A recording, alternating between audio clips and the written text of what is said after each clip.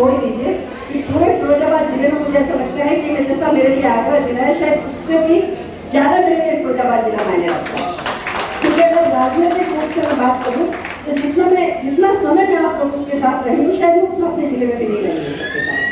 पर मुझे बहुत अच्छा लगता है, और स्पेशली अगर शिकोहाबाद की करूँ तो जितनी हमारी यहाँ सारी बहनें बैठी, जितने भाई बैठे, मुझे लगता है कि कोई घर शायद ऐसा नहीं होगा जहाँ हम नहीं आएंगे।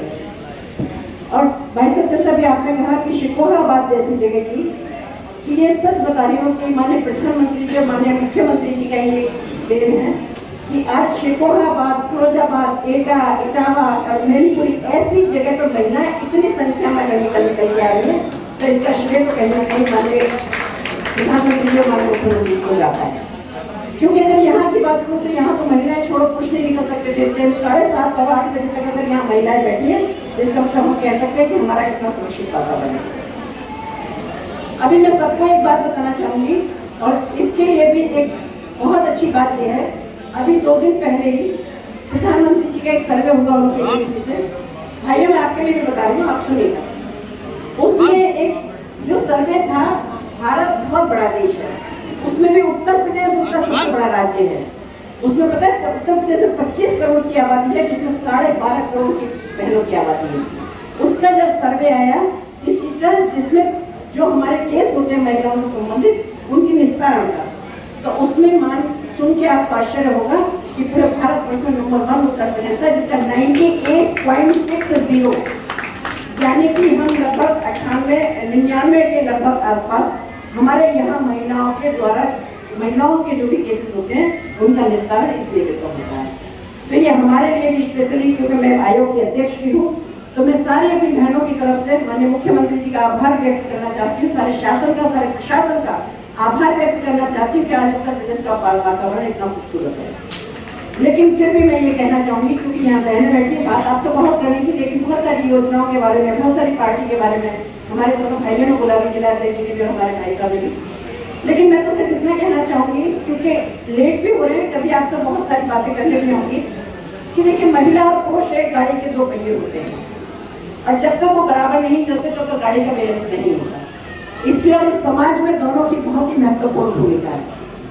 अगर 33% आरक्षण अब माननीय मुख्य प्रधानमंत्री जी के द्वारा हमारा हुआ है, तो हम तो कहेंगे कि हम अभी भी 50% के भागीदारी है, क्योंकि हमारी 50% की जनसंख्या है।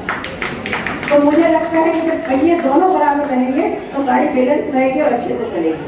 क्योंकि जब हम सशक्त भारत की बात करते हैं तो माननीय प्रधानमंत्री जी हर मंच से कहते हैं कि जब तक भारत की नारी सशक्त नहीं होगी, मजबूत नहीं होगी, आत्मनिर्भर नहीं होगी, वो शारीरिक रूप से, मानसिक रूप से, आर्थिक रूप से, तीनों रूपों से जब तक मजबूत नहीं होगी, तब तक भारत सशक्त बनने में बाधा रहेगी। इसी के लिए मैं माननीय प्रधानमंत्री जी का आभार इसलिए भी व्यक्त करना चाहती हूँ, क्योंकि हमारी ये सारी एक पढ़ी लिखी बहनें बैठी हुई है। मेरी अभी रानी जी से और इनकी दोस्तों से इनसे बात हो रही थी, आप अपनी पढ़ाई लिखाई का इस्तेमाल थोड़ा सा मोदी जी और योगी जी के साथ, जो उनकी योजनाएं हैं, जो कि आपके महिलाओं के जो अधिकार हैं, अगर इनकी चर्चा करने में बिताएंगे तो मुझे लगता है कि एक समाज को एक अच्छा वातावरण देगा। तो मेरा सब बहनों से भी अनुरोध है और सब भाइयों से ये अनुरोध है कि अगर कोई भी अच्छी चीज है तो हमें बहनों को आगे बढ़ाने में सपोर्ट करना ही चाहिए। मैंने बताया कि जिस शिद्दत के साथ और जिस मनोयोग के साथ मैं काम करती हूँ, उस शिद्दत के साथ अगर पुरुष भी काम करके चले जाएंगे तो कभी ये तो जीवन में सोचना ही नहीं है कि हमारा विपक्ष क्या है, हमारी सरकारें क्या है, हम क्या है या क्या है। मैं उस लगन के साथ काम करती हूँ और ये इसका अनुभव सबको होगा। आज अगर महिला आयोग की बात करूँ तो आज आप आए दिन पूरे उत्तर प्रदेश के हर जिले में, उत्तर प्रदेश में 75 जिले हैं, 75 जिले के हर कोने में आज महिला आयोग की सुनवाई हुई है। आज कोई महिला ये नहीं कह सकती कि हमें महिला आयोग के बारे में नहीं जानती, लेकिन ये बड़े लोगों का आयोग हुआ करता था जहाँ बड़े बड़े लोगों को जानकारी हुआ करती थी। आज मैं कह सकती हूँ कि घर में काम करने वाली महिला भी जानती है कि महिला आयोग क्या है। वो कहती है अगर मेरे को कोई परेशानी है और मैं महिला आयोग में जाऊँगी तो निश्चित रूप से मुझे न्याय मिलेगा। इतना भरोसा हमने जीता है अपने काम से, और वो इसलिए जीता है क्योंकि महिलाएं अगर जिले में काम कर रही है तो करती है आयोग में, लेकिन हमारे यहाँ मैं कह सकती हूँ कि हमारे तहसील और ब्लॉक लेवल पर जाके हमारे महिला आयोग के सदस्य सुनवाई कर रही हैं। तो ये एक जो इतना सुंदर वातावरण है ये है, और शायद ये हमारे लिए भी कंफर्टेबल इसलिए हुआ है क्योंकि यूपी का माहौल महिलाओं के फेवर में इतना है। माननीय प्रधानमंत्री जी, माननीय मुख्यमंत्री जी सशक्तिकरण की बात करते हैं, महिलाओं के सशक्तिकरण की बात कर रहे हैं, तो सच बात यह है महिलाएं बहुत सशक्त भी हो रही है। लेकिन मैं, चूंकि हमारे दोनों भाई भी बैठे हुए हैं या भाई बहनें भी हमारी सब बैठी हैं, मैं इतना जरूर कहूंगी, अपने संस्कारों को जिंदा रखते हुए, अपनी संस्कृति को जिंदा रखते हुए बहनों को आगे बढ़ना चाहिए। क्योंकि हमारी चीजों में हम जब आगे बढ़ते हैं तो बहुत सारी चीजें हमसे पीछे छूटती हैं, लेकिन छूटने वाली चीजों को हमें छोड़ना नहीं है, हमें पकड़ के रखना है।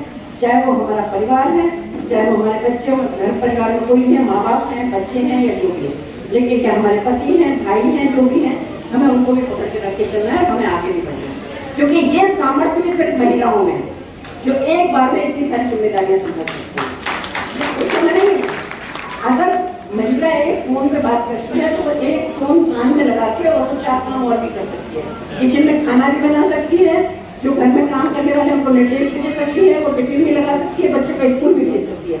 और ये सबका उनको भी एक्सपीरियंस है। और घर में पुरुष कोई बात कर रहा है, उनको कितना भी लागो, अरे भाई सुनो सुनो, अरे मैं फोन पे बात कर रहा हूँ, सुनो भैया तुम्हें कुछ बात करनी नहीं, अभी जरा वो कभी 2 काम नहीं कर सकते।